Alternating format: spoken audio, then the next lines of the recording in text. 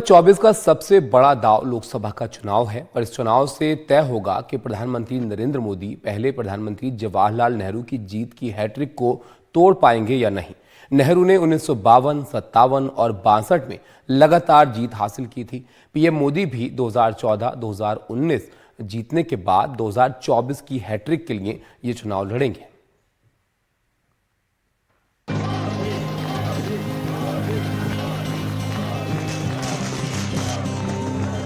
2023 के आखिरी दिनों में हुए 5 राज्यों में विधानसभा के चुनावों ने 2024 में होने वाले लोकसभा चुनावों की सरगर्मी बढ़ा दी।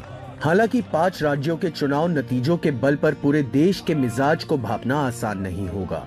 फिर भी तीनों हिंदी राज्यों छत्तीसगढ़, मध्य प्रदेश और राजस्थान में बीजेपी की जीत ने 24 के लिए उसके हौसले को 7वें आसमान पर पहुंचा दिया है।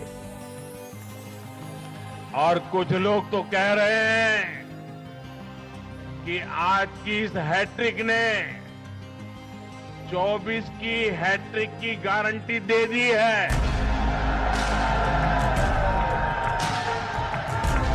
– 2024 के चुनाव में मुकाबला बीजेपी बनाम कांग्रेस की है, या इसका विस्तार करें तो कह सकते हैं कि ये लड़ाई बीजेपी की अगुवाई वाली एनडीए बनाम कांग्रेस समेत इंडिया ब्लॉक की है।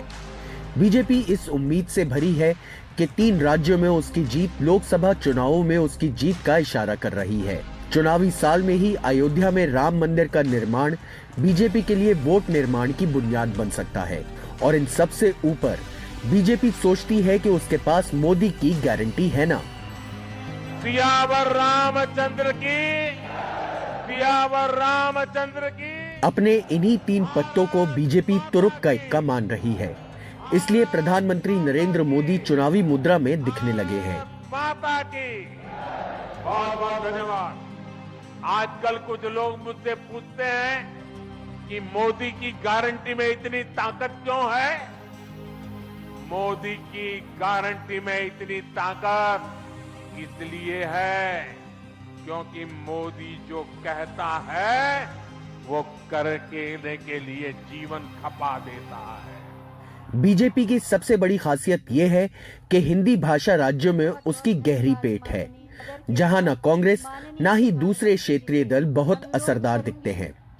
बिहार में जरूर नीतीश कुमार और तेजस्वी का गठबंधन बीजेपी के लिए एक बड़ा खतरा दिख रहा है, लेकिन जिस तरह जेडीयू के अंदर ही घमासान मचा, वो बता रहा है कि विपक्षी खेमे में सब कुछ ठीक नहीं है। दूसरी तरफ बीजेपी ने गरीब समर्थक योजनाओं से महिलाओं में खासी लोकप्रियता बढ़ाई है।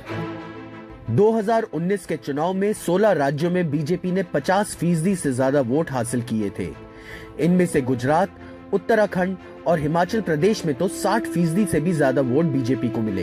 50% से ज्यादा वोट यूपी, दिल्ली, कर्नाटक, राजस्थान, मध्य प्रदेश, बिहार और महाराष्ट्र से मिले। झारखंड, हरियाणा, छत्तीसगढ़ से लेकर गोवा, त्रिपुरा और अरुणाचल प्रदेश में भी बीजेपी ने ऐसी ही जीत हासिल की थी।